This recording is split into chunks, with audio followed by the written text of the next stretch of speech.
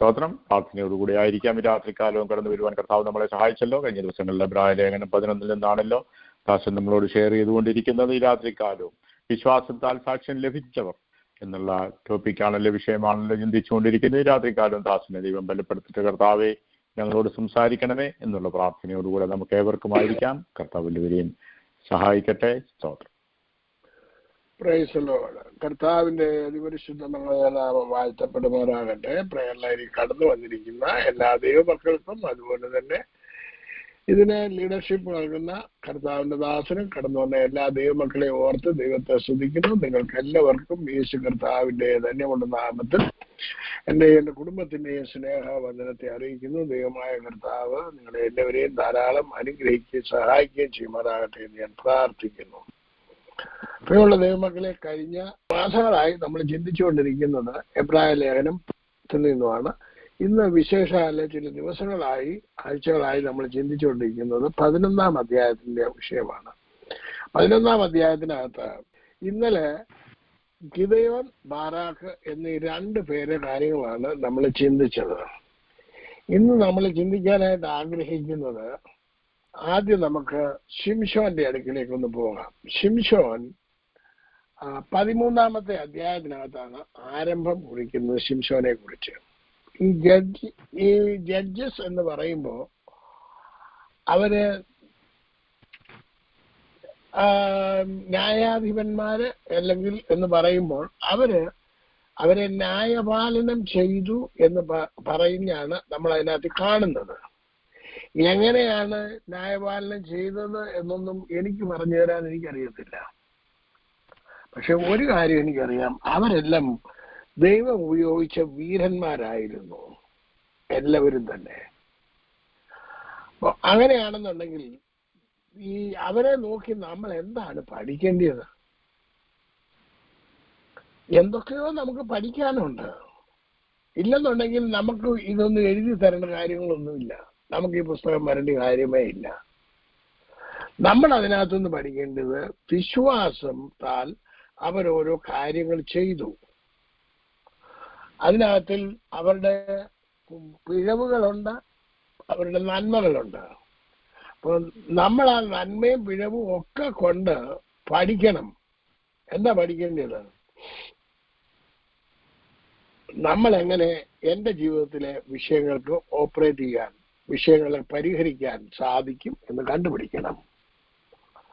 കഴിഞ്ഞ ദിവസം നമ്മൾ ഗിദെയോൻ, ബാരാക്ക് എന്നിവർ 2 പേരും എങ്ങനെയാണ് ജയിച്ചത് എന്ന് നമ്മൾ കണ്ടു. ഇന്ന് നമ്മൾ നോക്കാൻ പോകുന്നത് ശിംശോന്റെ കാര്യമാണ്. നമുക്ക് ആ 13-ാം അധ്യായത്തിന്റെ 1, 2, 3 വാക്യങ്ങളൊന്ന് വായിച്ചാണ്. ഇസ്രായേൽ മക്കൾ പിന്നെയും യഹോവയ്ക്ക് അനിഷ്ടമായുള്ളത് ചെയ്തു. യഹോവ അവരെ 40 സംവത്സരത്തോളം ഫെലിസ്ത്യരുടെ കയ്യിലേൽപ്പിച്ചു. എന്നാൽ ദാൻ ഗോത്രത്തിലുള്ളവനായി സ്വരേത്യനായ ഒരു പുരുഷനുണ്ടായിരുന്നു. അവന് മനോഹ എന്ന പേർ. അവന്റെ ഭാര്യ മച്ചിയായിരിക്കൊണ്ട് പ്രസവിച്ചിരുന്നില്ല. ആ സ്ത്രീക്ക് യഹോവയുടെ ദൂതൻ പ്രത്യക്ഷനായി അവളോട് പറഞ്ഞത്, നീ മച്ചിയല്ലോ, പ്രസവിച്ചിട്ടുമില്ല, എങ്കിലും നീ ഗർഭം ധരിച്ച ഒരു മകനെ പ്രസവിക്കും. ആകയാൽ നീ സൂക്ഷിച്ചു കൊള്ളുക, വീഞ്ഞും മദ്യവും കുടിക്കരുത്, അശുദ്ധമായതൊന്നും തിന്നുകയും അരുത്. നീ ഗർഭം ധരിച്ച ഒരു മകനെ പ്രസവിക്കും, അവന്റെ തലയിൽ ക്ഷൗരൊക്കെ തൊടുവിക്കരുത്. അപ്പം ഒരു നാസീർ വ്രതക്കാരനായിട്ട് ജനിച്ച ഒരു മകൻ. അപ്പം ഈ നാസീർ വ്രതക്കാരനായിട്ട് ജനിച്ചവനെ എങ്ങനെയാണ് നടത്തേണ്ടത് എന്നുള്ള കാര്യങ്ങളൊക്കെ ദൈവം പറഞ്ഞ് മനസ്സിലാക്കി കൊടുത്തു. എന്നാൽ അവര് അതിനകത്തിൽ പരാജയപ്പെടുന്നതായിട്ട് നമുക്ക് കാണാൻ സാധിക്കും. ഈ പരാജയം എല്ലാം ഉണ്ടായത് എന്തുകൊണ്ടാണെന്ന് ചോദിച്ചു കഴിഞ്ഞാൽ അവന് ഇഷ്ടം പോലെ നടന്നു. അപ്പോ അതിനകത്ത് ബൈബിളിനകത്ത് എഴുതിയിരിക്കുന്നത് അത് യഹോവയാൽ സംഭവിച്ചു എന്ന് നമുക്ക് കാണാൻ സാധിക്കും. അതുകൊണ്ട് നമുക്കതൊരു പരാജയമായിട്ട് കൂട്ടേണ്ട കാര്യവും ഇല്ല എന്ന് നമുക്കറിയാനായിട്ട് സാധിക്കും. മക്കളെ, അതുകൊണ്ട് നമ്മൾ എന്താണ് ചെയ്യേണ്ടത്? നമുക്കും അങ്ങനെ പരാജയപ്പെട്ട് ജീവിക്കണോ? വേണ്ട. പക്ഷെ എന്നുണ്ടെങ്കിൽ അതിനകത്തിൽ വിശ്വാസം എന്തൊക്കെയാണ് ഉപയോഗിച്ചത് എന്ന് നമുക്ക് നോക്കണം. 13-ാം അധ്യായത്തിനകത്ത് അദ്ദേഹത്തിന് ജനനത്തെ കുറിച്ചാണ് എഴുതുന്നത്. 14-ാം അധ്യായത്തിലേക്ക് വരുന്നുണ്ട്. അമ്മയും അപ്പനെയും എല്ലാം കൂട്ടിക്കൊണ്ട് ഒരു പെൺകൊച്ചിനെ കാണാനായിട്ട് പെണ്ണ് കാണാൻ പോകുന്ന സ്റ്റോറിയാണ് അതിനകത്തിലുള്ളത്. ഒന്ന് വായിച്ചാട്ട് അതിന്റെ 14-ാം അധ്യായത്തിന്റെ 1 മുതൽ ചില വാക്യങ്ങൾ. അനന്തരം ശിംശോൻ തിമ്നയിലേക്ക് ചെന്ന് തിമ്നയിൽ ഒരു ഫെലിസ്ത്യ കന്യകയെ കണ്ടു. അവൻ വന്ന് അവന്റെ അപ്പനെയും അമ്മയെയും അറിയിച്ചു, ഞാൻ തിമ്നയിൽ ഒരു ഫെലിസ്ത്യ കന്യകയെ കണ്ടിരിക്കുന്നു, അവളെ എനിക്ക് ഭാര്യയായിട്ട് എടുക്കണമെന്ന് പറഞ്ഞു. അവന്റെ അപ്പനും അമ്മയും അവനോട്, അഗ്രധർമ്മികളായ ഫെലിസ്ത്യരിൽ നിന്ന് നീ ഒരു ഭാര്യയെ എടുപ്പാൻ പോകേണ്ടതിന് നിന്റെ സഹോദരന്മാരുടെ കന്യകമാരിലും നമ്മുടെ സകല ജനത്തിലും യാതൊരുത്തിയും ഇല്ലയോ എന്ന് ചോദിച്ചതിന് ശിംശോൻ തന്റെ അപ്പനോട്, അവളെ എനിക്ക് എടുക്കണം, അവളെ എനിക്ക് ബോധിച്ചിരിക്കുന്നു എന്ന് പറഞ്ഞു. അങ്ങനെ ഈ യുവതിയെ കാണുന്നതിന് വേണ്ടി അല്ലെന്നുണ്ടെങ്കിൽ പെണ്ണ് കാണുന്നതിന് വേണ്ടി അവിടെ പോകുന്നു, മാതാപിതാക്കളൊപ്പം പോകുന്നു. അവിടെ ചെന്ന് പോകുന്ന വഴിക്ക് ഒരു മുന്തിരിത്തോട്ടത്തില് ബാലസിംഹം വരുന്നു. ബാലസിംഹത്തെ ആട്ടിൻകുട്ടിയെ പോലെ കീറിക്കളഞ്ഞെന്നാ പറയുന്നത്. ഞാൻ എൻ്റെ ജീവിതത്തിൽ ഇത്രയും കാലം നോക്കിയിട്ട് ഒരു കോഴിയെ വലിച്ചു കീറാൻ നമ്മളെ കൊണ്ട് പറ്റിയിട്ടില്ല. ഇത് ആട്ടിൻകുട്ടിയെ പോലെ കീറി എന്ന് പറഞ്ഞു കഴിഞ്ഞാൽ സിംഹക്കുട്ടിയെ ആട്ടിൻകുട്ടിയെ പോലെ കീറി എന്ന് പറഞ്ഞാൽ ആട്ടിൻകുട്ടി പോയിട്ട് കോഴിയെ കീറാൻ പറ്റാത്തതിനാണ് ആടിനെ കീറുന്നത്. മക്കളെ, അപ്പൊ ആ മനുഷ്യന്റെ അല്ലെന്നുണ്ടെങ്കിൽ ശിംശോന്റെ ആരോഗ്യ നിലവാരം എന്ന് മാത്രം ഉണ്ടെന്ന് നോക്കണം. അതിന്റെ കൂടെ ദൈവത്തിന്റെ ആത്മാവ് അവന്റെ മേൽ വന്നപ്പോൾ അവൻ വലിയൊരു പരാക്രമശാലിയായിരുന്നു. അത് കഴിഞ്ഞ് ഞാൻ കഥ പെട്ടെന്ന് പറഞ്ഞു പോവുകയാണ്. കാരണം അല്ലെന്നുണ്ടെങ്കിൽ നമുക്ക് 14, 15, 16 അധ്യായത്തിലൊന്നും വരാൻ പറ്റില്ല. 15, 16 അധ്യായത്തിലേക്ക് വരാൻ പറ്റത്തില്ല. അവിടെ നിന്ന് ആ രണ്ടാമത് തിരിച്ചു പോയിട്ട് ഈ കല്യാണത്തിന്റെ പ്രപ്പോസലുമായിട്ട് വീണ്ടും പോകുന്നുണ്ട്. ആ പോകുന്ന വഴിക്ക് അവിടെ ഒരു തേൻ കണ്ടു. ആ സിംഹത്തിന്റെ ഉടലിനകത്തുനിന്ന് തേൻകട്ട എടുത്തുകൊണ്ട് പോയി തേൻ തിന്നുന്നു. അപ്പനും അമ്മയ്ക്കും കൊടുക്കുന്നു. എവിടുന്നാന്ന് പറയുന്നില്ല. എന്നിട്ട് ഇദ്ദേഹം ചെന്നിട്ട് തനിക്ക് 30 പേരെ കൊടുത്തിട്ടുണ്ട്.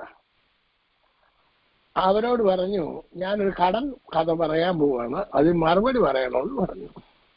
പറഞ്ഞാൽ നിങ്ങൾ പറഞ്ഞാൽ നിങ്ങൾക്ക് 30 തുണി തരാം, കാര്യങ്ങളൊക്കെ പറഞ്ഞു. അന്നത്തെ കാലത്ത് വസ്ത്രത്തിനൊക്കെ ഭയങ്കര വിലയുള്ള കാലം.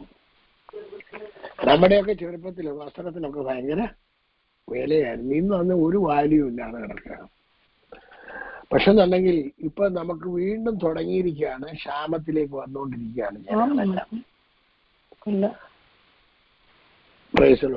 അപ്പോ അവിടെ അവർക്ക് ആ കടം പറയാനായിട്ട് പറ്റുന്നില്ല. പറ്റാതായി കഴിയുന്ന ഉടനെ അവന്റെ ഭാര്യയെ ബലമായിട്ട് പറഞ്ഞ് നീ അത് പറയിപ്പിച്ചേ പറ്റുള്ളെന്ന് പറഞ്ഞ് അവളെ കൊണ്ട് അത് പറയിപ്പിക്കുന്നു. അവനത് പറയുന്നു. ഇങ്ങനൊക്കെയുള്ള സംഭവങ്ങൾ നടന്നതിന് ശേഷം അവൻ അവിടെ നിന്ന് പോകുന്ന അതിന്റെ ഒടുവിലത്തെ ചില വാക്യങ്ങളൊന്ന് വായിച്ചാണ് നമുക്ക് അതിനകത്ത് മനസ്സിലാക്കാൻ സാധിക്കും. അതിന്റെ 18 മുതൽ താഴോട്ടുള്ള വാക്യങ്ങൾ വായിച്ചു. 7-ാം ദിവസം സൂര്യൻ അസ്തമിക്കും മുൻപേ പട്ടണക്കാർ അവനോട്, അതിന് തേനിനേക്കാൾ മധുരമുള്ളത് എന്ത്, സിംഹത്തേക്കാൾ ബലമുള്ളത് എന്ത് എന്ന് പറഞ്ഞു. അതിനവൻ അവരോട്, നിങ്ങൾ എന്റെ പശുക്കിടാവിനെ പൂട്ടി ഉഴുതില്ലെങ്കിൽ എന്റെ കടം വീട്ടുകയില്ലായിരുന്നു എന്ന് പറഞ്ഞു. പിന്നെ യഹോവയുടെ ആത്മാവ് അവന്റെ മേൽ വന്നു. അവൻ അസ്കലോനിലേക്ക് ചെന്ന് 30 പേരെ കൊന്ന് അവരുടെ ഉടുപ്പൂരി കടം വീട്ടിയവർക്ക് വസ്ത്രം കൊടുത്തു. അവന്റെ കോപം ജ്വലിച്ചു. അവൻ തന്റെ അപ്പന്റെ വീട്ടിൽ പോയി ശിംശോന്റെ ഭാര്യ അവന്റെ കൂട്ടുകാരനായിരുന്ന തോടിന് ഭാര്യയായി തീർന്നു.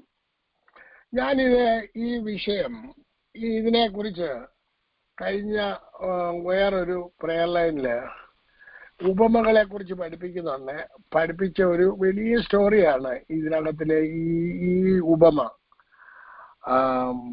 അതിനകത്തില് ശിംശോൻ പറയുന്ന ഉപമ എന്താന്ന് വെച്ച് കഴിഞ്ഞാൽ, അതിനകത്ത് പറയുന്നത് ഭോക്താവിൽ നിന്ന് ഭോജനവും മല്ലിൽ നിന്ന് മധുരവും പുറപ്പെട്ടു എന്ന് പറയുന്ന ആ ഉപമ ഞാൻ അത് കഴിഞ്ഞ ദിവസം ഞാൻ പ്രയർ ലൈനിൽ പറഞ്ഞപ്പോൾ ഒരുപാട് വിടുതൽ ഉണ്ടാകുന്ന ഒരു വലിയ വിഷയമാണ്. പക്ഷെ അതെല്ലാം എനിക്കിപ്പോഴും ഇവിടെ വിവരിക്കാനായിട്ട് പറ്റാത്തത് കൊണ്ട് ഞാൻ ആ ഭാഗങ്ങൾ അധികമായിട്ട് പറയുന്നില്ല. കാരണം അതിനെക്കാട്ടി കൂടിയതായിട്ടുള്ള വേറെ ചില കാര്യങ്ങൾ നിങ്ങളോട് ഷെയർ ചെയ്യാനുണ്ട്. അതിന് 14-ാം അധ്യായത്തിന്റെ 14-ാമത്തെ വാക്കുകൂടെ ഒന്ന് വായിച്ചിട്ടുണ്ട്. ഭോക്താവിൽ നിന്ന് ഭോജനവും മലനിൽ നിന്ന് മധുരവും പുറപ്പെട്ടു എന്ന് പറഞ്ഞു. എന്നാൽ കടം വീട്ടുവാൻ 3 ദിവസത്തോളം അവർക്ക് കഴിഞ്ഞില്ല. അവർക്ക് കഴിയാഞ്ഞ് പിന്നെ എന്റെ 17-ാം അധ്യായ വാക്യത്തിനകത്ത് കിടക്കുന്ന വിരുന്നിന്റെ 7-ാം ദിവസവും അവന്റെ മുമ്പിൽ കരഞ്ഞുകൊണ്ട് 7-ാം ദിവസം അവൾ അവനെ അസഹ്യപ്പെടുത്തുകൊണ്ട് അവൻ പറഞ്ഞു കൊടുത്തു, ആസ്മാദികൾക്കും കടം പറഞ്ഞു കൊടുത്തു. ശിംശോന്റെ പരാജയങ്ങളാണ് നമ്മളിവിടെ കാണുന്നത്. എന്നാൽ ശിംശോൻ അത് ദൈവത്താൽ സംഭവിച്ചു എന്ന് പിറ്റേ അദ്ദേഹത്തിനകത്ത് നോക്കുന്നുടനെ അദ്ദേഹം അവിടെ വലിയ പ്രവർത്തികളൊക്കെ ചെയ്യുന്നത് കാണാൻ സാധിക്കും. അതിന് അടുത്ത അധ്യായത്തിലേക്ക് ചെല്ലുന്നുണ്ട്. ശിംശോന് കോലാട്ടുകുട്ടിയെ കൊണ്ട് ചെല്ലുന്നുണ്ട്. അവളെ വേറൊരാൾക്ക് കൊടുക്കുന്നു. കുറുക്കന്മാരെ വാലോട് വാല് വെച്ച് കെട്ടിയിട്ട് അവരെ വെള്ളമെല്ലാം നശിപ്പിക്കുന്നു. അതിനുശേഷം പലസ്തീന് വന്നിട്ട് ഇവനെ പിടിച്ചു കൊടുക്കണമെന്ന് പറഞ്ഞിട്ട് ഈ യഹൂദന്മാരെല്ലാം ചെന്നിട്ട് ഇവനെ പിടിച്ചു കെട്ടുന്നു. പരിശുദ്ധാത്മാവ് ഇവന്റെ മേൽ വരുമ്പോൾ ആ കെട്ടിയ കെട്ടുകളെല്ലാം എന്തായി തീർന്നു? അഴിഞ്ഞു പൊട്ടിപ്പോയി. അത് നമുക്കൊന്ന് വായിക്കാം. അതിന്റെ 13-14 വാക്യം വായിച്ചാട്ടെ. അവർ അവനോട്, ഇല്ല, ഞങ്ങൾ നിന്നെ കൊല്ലുകയില്ല, നിന്നെ പിടിച്ചു കെട്ടി അവരുടെ കയ്യിൽ ഏൽപ്പിക്കുകയുള്ളൂ എന്ന് പറഞ്ഞു. അങ്ങനെ അവർ 2 പുതിയ കയറുകൊണ്ട് അവനെ കെട്ടി പാറയിൽ നിന്ന് കൊണ്ടുപോയി. അവൻ ലേഹിയിൽ എത്തിയപ്പോൾ ഫെലിസ്ത്യർ അവനെ കണ്ടിട്ട് ആർത്തു. അപ്പോൾ യഹോവയുടെ ആത്മാവ് അവന്റെ മേൽ വന്ന് അവന്റെ കൈ കെട്ടിയിരുന്ന കയർ തീ കൊണ്ട് കരിഞ്ഞ ചണനൂൽ പോലെയായി. അവന്റെ ബന്ധനങ്ങൾ. അപ്പോൾ ശത്രു നിങ്ങളെ ഇപ്പൊ നമ്മളിത് അത് ആശ്ചര്യമായി നടക്കുന്നുണ്ടെങ്കിൽ നമുക്കുള്ളത് പൈശാചിക ശക്തിയാണ് നമ്മളെ ബന്ധിക്കുന്നത്, നമ്മുടെ കുടുംബത്തെ ബന്ധിക്കുന്നത്, നമ്മുടെ ജീവിതത്തെ ബന്ധിക്കുന്നത്, നമ്മുടെ കുഞ്ഞുങ്ങളെ ബന്ധിക്കുന്നത്.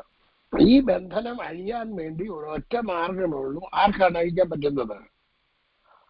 പരിശുദ്ധാത്മാവിന്. അപ്പൊ പരിശുദ്ധാത്മാവ് നമ്മുടെ മേൽ വരുമ്പോൾ മാത്രമേ ഈ ബന്ധനങ്ങൾ നമ്മുടെ ജീവിതത്തിൽ നിന്ന് അഴിഞ്ഞ് പോകത്തുള്ളൂ. ഈ ആത്മീയ മർമ്മം നമ്മൾ അറിയണം. അന്ന് അവിടെ വെച്ച് 1000 പേരെ ഒരു പച്ചത്താടിയെല്ലുകൊണ്ട് കൊല്ലുന്നു. അതിനുശേഷം അവിടെ കുഴഞ്ഞു വീണ് കഴിയുമ്പോൾ നിങ്ങൾ നോക്കിയാൽ 1000 കുത്തണമെന്നുണ്ടെങ്കിൽ തന്നെ എന്തുമാത്രം ആരോഗ്യം വേണം. ഈ ആരോഗ്യം ആര് കൊടുത്തതാ? നിങ്ങൾ 4 വെട്ട് വെട്ടുന്നുണ്ടെ നമ്മളെ കൈ കഴിക്കും. കൈ കഴിക്കുന്നില്ലയോ? 1000 വെട്ടെന്ന് പറഞ്ഞു കഴിഞ്ഞാൽ ചെറിയ കഥയാണോ? 1000 പേരെ കൊല്ലുക എന്ന് പറയുന്നത് നിസ്സാര കാര്യമല്ല. അവൻ കുഴഞ്ഞു വീണ് കഴിഞ്ഞപ്പോ അവിടെ ദൈവത്തോട് ചോദിക്കുന്നുണ്ട്, ഞാൻ ഈ അഗ്രയാർമ്മയുടെ കൈയാൽ വീഴണമോ? ദൈവം ഇതെല്ലാം വിശ്വാസത്താലാണ് ചെയ്യുന്നത്. എങ്ങനെയാ ചെയ്യുന്നത്? വിശ്വാസം. അപ്പം അത് കാണുന്ന ലോകത്തിൽ ചെയ്തെന്നുണ്ടെങ്കിൽ കാണാത്ത ലോകത്തിൽ നമുക്കും ചെയ്യാൻ സാധിക്കും.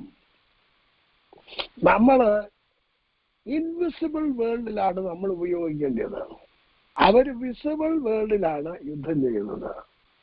കർത്താവ് പറഞ്ഞു, ബലാൽക്കാരേണ ദൈവരാജ്യത്തെ പിടിച്ചടക്കുന്നു. അത് നമ്മൾ ബലമായിട്ട് പിടിച്ചടക്കണം. നമുക്കെതിരായിട്ട് നിൽക്കുന്നത് ഒരു വലിയ ശത്രു തന്നെയാണ്. ആ ശത്രുവിനെ നമ്മൾ കീഴടക്കിയേ പറ്റുകയുള്ളൂ. എന്നിട്ട് നമ്മൾ ജയിച്ചു മുന്നോട്ട് പോകണം. ഇത് പരിശുദ്ധാത്മാവിന്റെ സഹായത്താലേ നടക്കുകയുള്ളൂ എന്ന് വ്യക്തമായിട്ട് നമുക്കിവിടെ കാണാനായിട്ട് സാധിക്കും. അതിനുശേഷം 16-ാം അധ്യായത്തിലേക്ക് വരുന്നുടനെ വേറൊരു ദലീല എന്ന് പറയുന്ന ഒരു സ്ത്രീയെ സ്നേഹിക്കുന്നത് കാണാൻ സാധിക്കും. അവളുടെ പിന്നാലെ പോയി അവള് വശീകരിക്കുന്നതും ഈ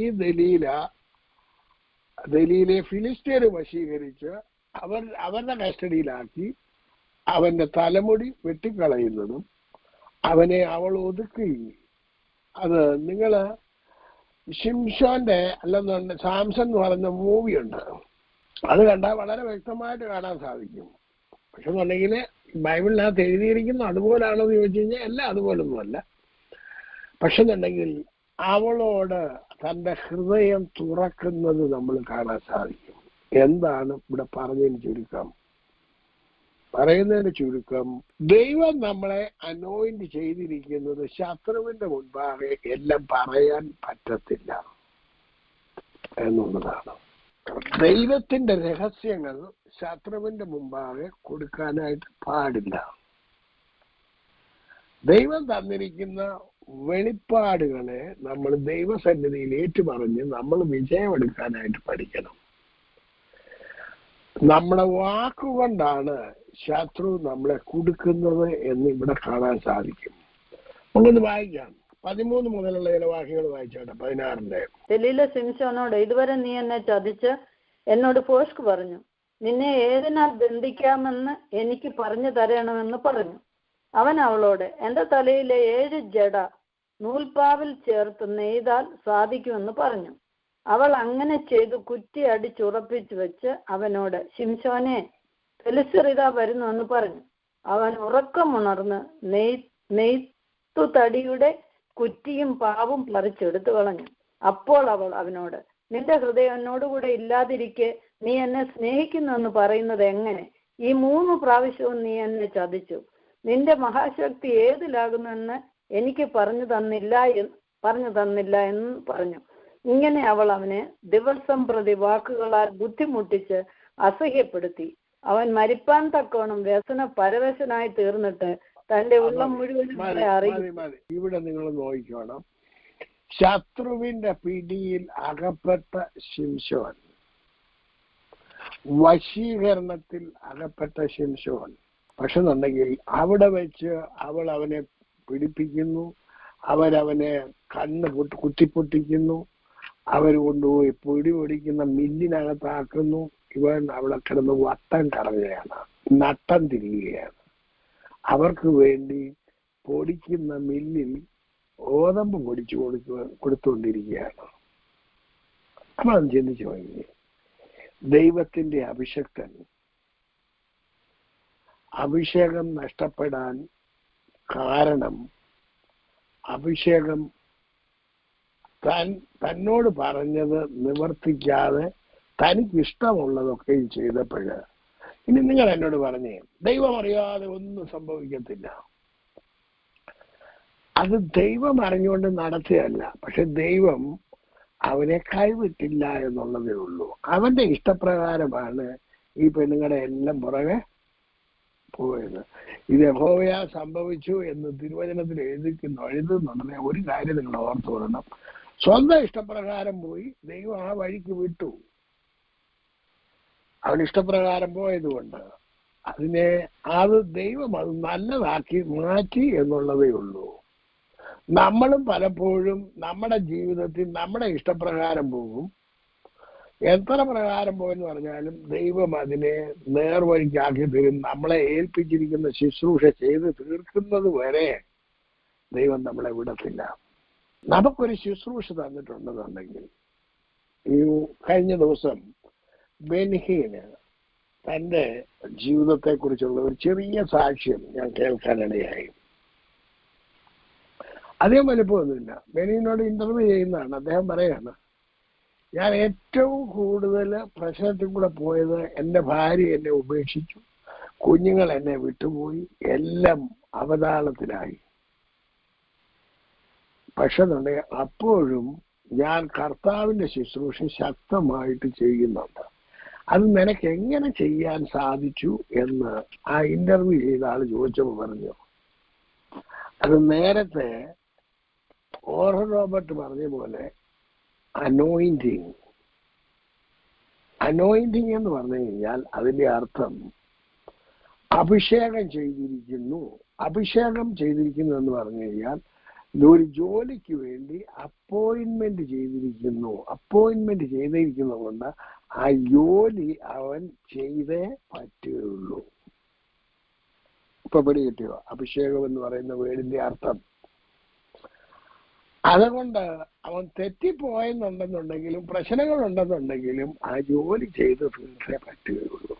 ഏലിയാവ് പറഞ്ഞു, എനിക്കിനി മരിച്ചാ മതി. കർത്താവ് പറഞ്ഞു, നിന്റെ ജോലി തീർന്നിട്ടില്ല, നീ ജോലി ചെയ്ത് തീർത്തേ പറ്റുകയുള്ളൂ. എന്താ കാര്യം? അവനെ അഭിഷേകം ചെയ്തിരിക്കുകയാണ് അതിനു വേണ്ടി, ആ ജോലിക്ക് വേണ്ടി. ജോലി ചെയ്ത് തികയ്ക്കേണ്ട ചുമതല അവരവർക്കുള്ളതാണ്. ഇതാണ് ദൈവം ആ ശിംശോനെ അവിടെ ഉപയോഗിക്കുന്നത് നമുക്ക് കാണാനായിട്ട് സാധിക്കുന്നത്. അതിന്റെ 28 മുതൽ 30 വരെയുള്ള വാക്യങ്ങൾ വായിച്ച് നമുക്ക് അതിനെ കുറിച്ച് നിർത്താം. വായിച്ചാട്ട്. ശിംശോൻ യഹോവയോട് പ്രാർത്ഥിച്ചു, കർത്താവായ യഹോവേ, എന്നെ ഓർക്കണമേ. ദൈവമേ, ഞാൻ എന്റെ 2 കണ്ണിനു വേണ്ടി ഫെലിസ്ത്യരോട് പ്രതികാരം ചെയ്യേണ്ടതിന് ഈ ഒരു പ്രാവശ്യം മാത്രം എനിക്ക് ശക്തി നൽകണമേ എന്ന് പറഞ്ഞു. ക്ഷേത്രം നിൽക്കുന്ന 2 നടുത്തൂണും ഒന്ന് വലം കൈ കൊണ്ടും മറ്റേത് ഇടം കൈ കൊണ്ടും ശിംശോൻ പിടിച്ച് അവയോട് ചാരി, ഞാൻ ഫെലിസ്ത്യരോടുകൂടെ മരിക്കട്ടെ എന്ന് ശിംശോൻ പറഞ്ഞ് ശക്തിയോടെ കുനിഞ്ഞു. ഉടനെ ക്ഷേത്രം അതിലുള്ള പ്രഭുക്കന്മാരുടെയും സകല ജനത്തിന്റെയും മേൽ വീണു. അങ്ങനെ അവൻ മരണസമയത്ത് കൊന്നവർ ജീവകാലത്ത് കൊന്നവരെക്കാൾ അധികമായിരുന്നു. അവന്റെ സഹോദരന്മാരും പിതൃഭവനും ഒക്കെയും ചെന്ന് അവനെ എടുത്ത് സൊരയോദിനും മധ്യേ അവന്റെ അപ്പനായ മനോഹയുടെ ശ്മശാന സ്ഥലത്തെ അടക്കം ചെയ്തു. അവൻ ഇസ്രായേലിന് 20 സംവത്സരം ന്യായപാലനം ചെയ്തിരുന്നു. ഇനിയും നിങ്ങൾ പ്രത്യേകം ശ്രദ്ധിച്ചോണം, ശത്രുവിനെ അവർ കൊന്നു മുടിച്ചു എന്നുള്ളത് നമ്മൾ വായിച്ചു. നമുക്ക് ഈ നമ്മുടെ കണ്ണിന് മുമ്പിൽ കാണുന്ന ശത്രുവിനെ കൊല്ലുന്ന കഥയാണോ നമ്മുടെ കയ്യിലുള്ളത്? അല്ല, ഇൻവിസിബിൾ വേൾഡ് ആണ് നമ്മുടേത്. അവർക്ക് വിസിബിൾ വേൾഡിലുള്ള യുദ്ധമായിരുന്നുവെങ്കിൽ നമുക്ക് ഇൻവിസിബിൾ വേൾഡിനാണ്. ആ ഇൻവിസിബിൾ വേൾഡിനെയാണ് കർത്താവ് വിളിക്കുന്നത് ദൈവരാജ്യം എന്ന്. എന്താണ് വിളിക്കുന്നത്? ദൈവരാജ്യം. അതിനാണ് ദൈവരാജ്യത്തിന്റെ പ്രിൻസിപ്പിൾ അനുസരിച്ചിട്ട് പ്രവർത്തിച്ചെങ്കിൽ മാത്രമേ ദൈവപ്രവൃത്തി നമ്മളിൽ വെളിപ്പെട്ട് വരത്തുള്ളൂ. ഇനിയിപ്പം അടുത്തത് ഇഫ്താഹിനെ കുറിച്ച് കാണാനായിട്ട് പോവുകയാണ്. നമ്മൾ ഈ 10 മിനിറ്റ് കൊണ്ട് ആ ഇഫ്താഹിന്റെ കാര്യം കൂടെ പറഞ്ഞ് നമുക്കിവിടെ തീർക്കാം. എന്നിട്ട് നാളെ ദാവീദും ശമൂവേലിനെ കുറിച്ചും നമുക്ക് ചിന്തിക്കാം.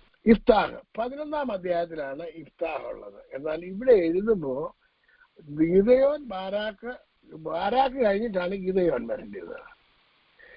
ഇഫ്താഹ് കഴിഞ്ഞിട്ടാണ് ശിംശോൻ വരേണ്ടത്. ശമൂവേൽ കഴിഞ്ഞിട്ടാണ് ദാവീദ് വരേണ്ടത്. ഇവരെല്ലാം എന്തിനാണ് ഇങ്ങനെ തിരിച്ചെഴുതിയിരിക്കുന്നത് എന്നുള്ളതിന്റെ അർത്ഥം എനിക്ക് അറിഞ്ഞുകൂടാ. ശമൂവേലല്ലേ ആദ്യം വന്നത്, പിന്നീടല്ലേ ദാവീദ് വന്നത്. ബാരാക്കാണ് ആദ്യം വന്നത്, പിന്നാണ് ഗിദെയോൻ വന്നത്. പക്ഷെ എന്നുണ്ടെങ്കിൽ എഴുത്തുകാരൻ എഴുതിയപ്പോ അങ്ങനെയല്ല എഴുതിയിരിക്കുന്നത്. ഓരോരുത്തരെയും ആദ്യം മുമ്പെയുള്ള ആളിനെ പുറകിലുള്ള ആളിനെ മുന്നിലും ആക്കിയിരിക്കുകയാണ്. എന്തുകൊണ്ടാണെന്നൊന്നും എനിക്ക് അതിനെപ്പറ്റി അറിയത്തില്ല. ഇഫ്താഹ് 11-ാം അധ്യായത്തിലേക്ക് വന്നിട്ട് 1-2-3 വാക്യങ്ങൾ വായിച്ചു താഴോട്ട്. ഗിലെയാദ്യനായ ഇഫ്താഹ് പരാക്രമശാലി എങ്കിലും വേശ്യാപുത്രനായിരുന്നു. ഇഫ്താഹിന്റെ ജനകനോ ഗിലെയാദായിരുന്നു. ഗിലെയാദിന്റെ ഭാര്യയും അവന് പുത്രന്മാരെ പ്രസവിച്ചു. അവന്റെ ഭാര്യയുടെ പുത്രന്മാർ വളർന്ന ശേഷം അവർ ഇഫ്താഹിനോട്, നീ ഞങ്ങളുടെ പിതൃഭവനത്തിൽ അവകാശം പ്രാപിക്കുകയില്ല, നീ പരസ്ത്രീയുടെ മകനല്ലോ എന്ന് പറഞ്ഞ് അവനെ നീക്കിക്കളഞ്ഞു. അങ്ങനെ എങ്ങനെയുള്ളവരെയും ദൈവത്തിന് ഉപയോഗിക്കാൻ സാധിക്കുമോ ഇല്ലയോ? ഈ പുള്ളി ഏത് മകനാണെന്നാ പറഞ്ഞ്? വേശ്യാപുത്രൻ. ഇപ്പൊ വേശ്യയുടെ പുത്രനും വേശ്യ ഉപയോഗിക്കുന്നു, വേശ്യാപുത്രനെ ഉപയോഗിക്കുന്നു. അപ്പൊ ദൈവത്തിന് ഇന്ന ആളെന്ന് വല്ലതും ഭക്തനെന്നോ ഭക്തി കെട്ടവനെന്നോ വല്ലതും വ്യത്യാസം ഉണ്ടാവും? ദൈവത്തിന്റെ കരത്തിലേക്ക് ചെന്ന് കഴിഞ്ഞു കഴിഞ്ഞാൽ ദൈവം അവനെ ഉപയോഗിക്കും.